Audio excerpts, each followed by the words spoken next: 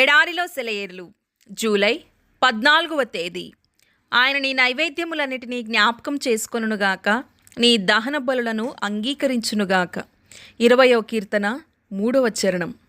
కాలిఫోర్నియాలోని అందమైన దేవదారు వృక్షాల పార్క్కి వెళ్ళినప్పుడు అక్కడ ఉన్న ఒక పురాతన దేవదారు వృక్షం నా హృదయానికి ఒక నూతన ప్రత్యక్షతను ఇచ్చింది.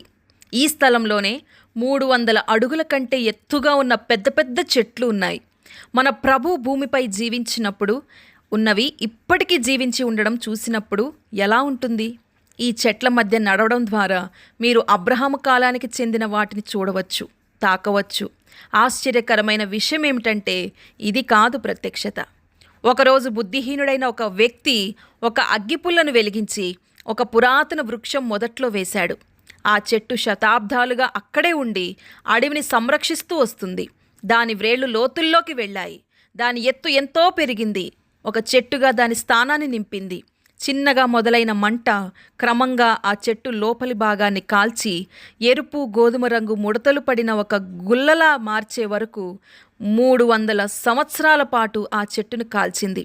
ఆ మార్గంలో ప్రయాణించే వారికి అన్ని చెట్లలానే అది కూడా ఒక భారీ దేవదారు వృక్షంలాగే కనపడుతుంది.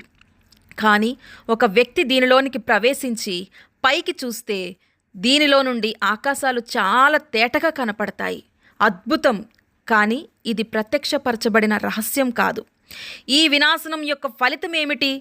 ఈ బూడిద చనిపోయిన చెట్టు మొదట్లో 7 క్రొత్త వృక్షాలకు ప్రాణం పోసింది. శీతాకాలంలో ఈ పర్వతాలపై కఠినమైన చలి, తీవ్రమైన మంచు ఉంటాయి. అమెరికా దేశంలోనే అత్యంత ఎత్తైన పర్వత శిఖరం ఈ ప్రాంతంలోనే ఉంది.